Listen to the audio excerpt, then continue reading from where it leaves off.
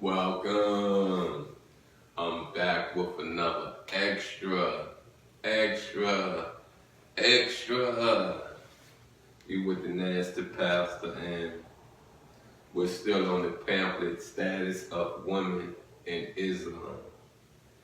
I thank you for viewing. I thank you for coming in and taking your time and your patience to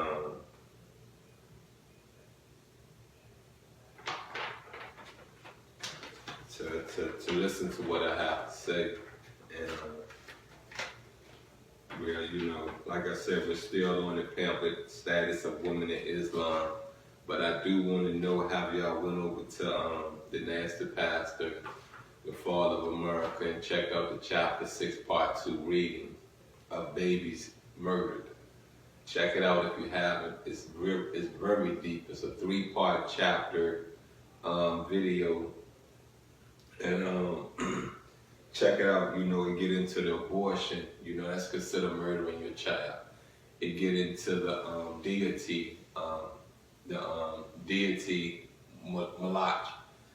How he sacrificed the babies. You know what I mean? So, like I said, view it, comment if you can, share it, please. Please share it. And if you want to keep up with when it's being released, there is a release event tab that shows you the days, which is every Friday, and also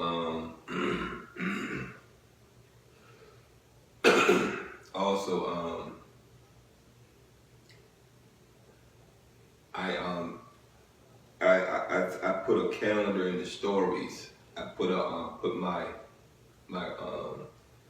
dates in my stories to let you see when they are coming out. But anyway, like I said, there's an event tab on the page, The Nasty Pastor, The Fall of America, which is on Facebook. It's a Facebook page. Check it out. Like I said, put your notifications on. But let's get into this extra. And this extra this time is about motherhood. In Islam, God clearly gives mothers a high status and elevates their position in the family. In the Quran, God mentions all the sacrifices mothers make in burning children or burning children to remind people to treat their mothers with love, respect, and care. Emphasizing the importance of mothers, the Prophet Muhammad said, "Heaven lies under the feet of your mother." On another occasion, a man repeatedly asked Muhammad, "Who amongst the people is the most worthy of my good companionship?" Each time the Prophet replied, "Your mother." When the man asked for the 4th time, he replied, "Your father." That's the end of that meeting. They're very short, you know what I mean? Very short. But, I relate, I can understand when you're growing up in a one-parent household, usually your mother that's there, doing everything. You know what I mean? One-on-one, emotional counselor, financial, you know what I mean? Usually it's your mother that's there because she's a custodial parent. Usually your father is somewhere, you know what I mean? In the black community, it's a stigma, but it's the truth. We're either in jail, we're either on drugs, and even if we are in the household and we're on drugs or we're out in the streets selling drugs, what time are we really putting into raising a child? So I say this again, you as the parent, in these days and time, you know what I mean, most women are just as much in the street as men are. So who's really raising your child? You feel what I'm saying? And women do hold a place, especially mothers hold a place in being highly respected, being looked at as the as the earth of our culture. You feel what I'm saying? She reproduces. You feel what I'm saying? This rock we live on reproduces. So this rock is a feminine entity. You get what I'm saying? So I say this, we have to give thanks, but we also have to understand that there's a timing of common sense being used where that, I can't big you up as a great mother and you're really haven't proven yourself to be that. You feel me? Some of these mothers fall short, some of these fathers fall short. And if that's what you have not proven yourself to be, how can I big you up on that? The same way we just read where that have this Muslim has been asked 3 times.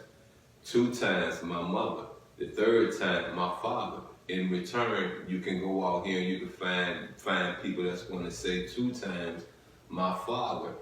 The last time going to be my mother. You feel what I'm saying? So it's a vice versa thing. And if we as a community are going to, change these stigmas, you see what I'm saying? Let's start in the Muslim community. Let's start in the Christian community. Let's start in the Baptist community. Let's start in the Kemite community, the Egyptian community, whatever community out here, whatever family is out here. Let's start. You got what I'm saying? Let's start realizing that, we have to prove ourselves to be this title. It's just not given to you. You know what I mean? To give you, I'm not a woman, but to give you the vice versa point of view that I'm making.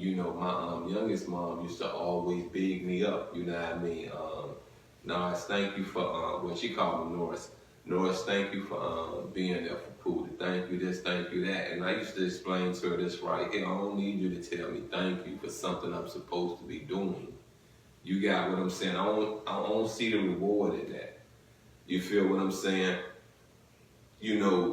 Raising a child, there's no way you can go an extra mile or extra step.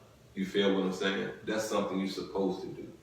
So when it's something you're supposed to do, what reward or what gratitude are you really looking for?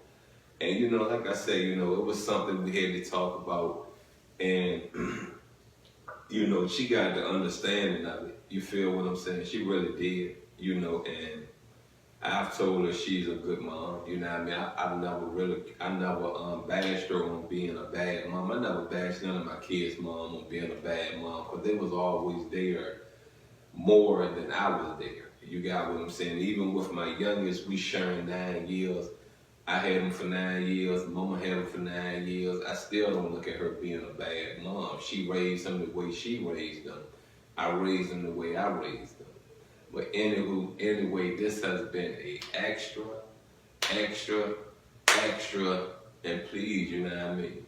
Raise your kids. Don't let nobody else raise your kids. We all are not the brightest when it comes to parenting. I don't believe there's a book. You feel what I'm saying? I don't believe there's a book. Do the best you can do, and always keep an open line of communication with your babies. That's the first part of all of this, communication. Anyway, I'm out, and I love you.